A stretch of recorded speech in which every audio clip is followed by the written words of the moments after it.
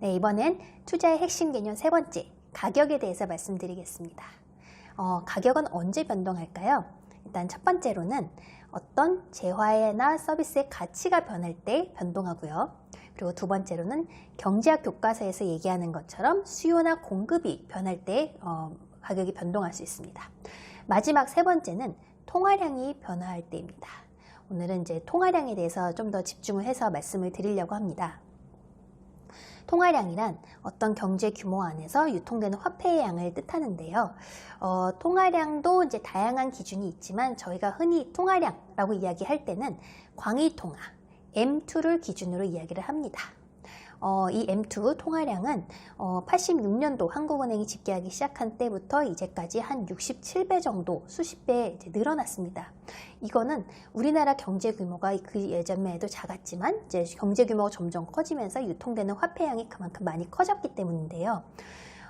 그렇다면 우리가 예전에는 짜장면 한 그릇 값이 얼마였는데 지금 수십 배 올랐다.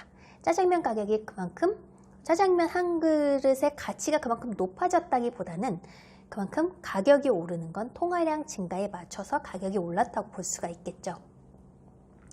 그래서 물론 그 화폐 유통 속도라는 게 있어서 화폐가 유통되는 속도가 최근에 점점 느려지는 추세이기 때문에 화폐의 양이 늘어난다고 해서 물가 상승에 딱 맞춰서 정비례하게 올라가지는 않습니다.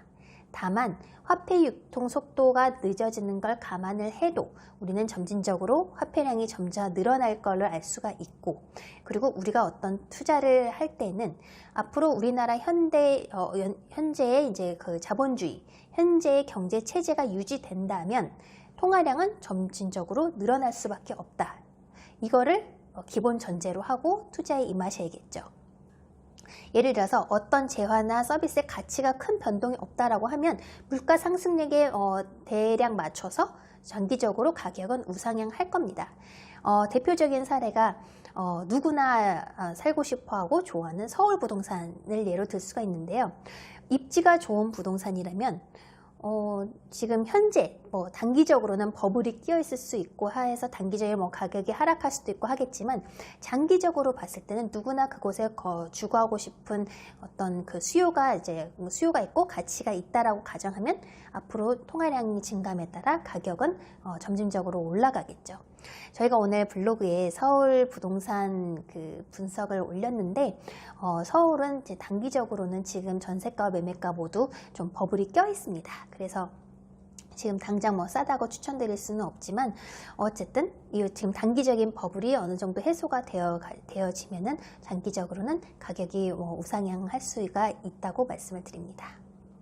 그래서 우리가 이제 좋은 투자라는 이제 앞서서 저평가된 자산을 가치 대비 싸게 사서 라고 말씀을 드렸는데, 이는 결국 통화량 증가 추세가 가치가 별로 변동이 없다면 통화량 증가에 따라서 가격이 완만하게 올라야 하는데, 그 통화량 증가보다 가격이 안 오른 자산이라면 굉장히 그거는 저평가된 자산이라고 우리가 추정할 수 있겠죠. 이처럼 통화량 증가는 우리 자산의 가치의 기준, 가격의 기준이 됩니다. 그렇기 때문에 통화량이 어떤 추세로 변해가고 있는지를 우리가 살펴봐야 하고, 통화량을 가능한 한 예측하려고 노력을 하고, 통화량이 앞으로 가는 추세에 따라서 우리의 어떤 자산의 가치, 가격 기준이 어떻게 변동할 것인가, 이런 걸 우리가 추정해 볼 수 있어야 합니다. 이제 핵심 개념 네 번째, 현금 흐름에 대해서 말씀을 드릴게요. 사실 현금 흐름은 제가 아마 모든 영상이나 책에서도 굉장히 아마 가장 많이 쓴 단어 중 하나일 거예요. 그래서 강조를 굉장히 많이 했는데요. 결국 현금 흐름이 중요하다. 현금 흐름이 있어야지만 우리가 기본적인 어떤 민생고를 해결을 하고 그 다음에 더 나은 투자를 할 수가 있겠죠. 기본적으로 현금 흐름이 나오는 자산부터 모으고 그 다음에 현금 흐름은 또 어떤 역할을 하냐면, 우리가 어떤 자산을 살까 말까라고 판단을 할 때 그 가치나 가격의 기준이 되기도 합니다. 현금 흐름이 나오는 자산이라면 그 현금 흐름을 바탕으로 이 자산의 가치는 어느 정도이고, 그리고 현재 가격이 적정한가 또는 비싼가 싼가를 판단할 수 있기 때문에 굉장히 중요하죠. 자, 이제 마지막으로 5번째. 보유에 대해서 말씀을 드릴 텐데요.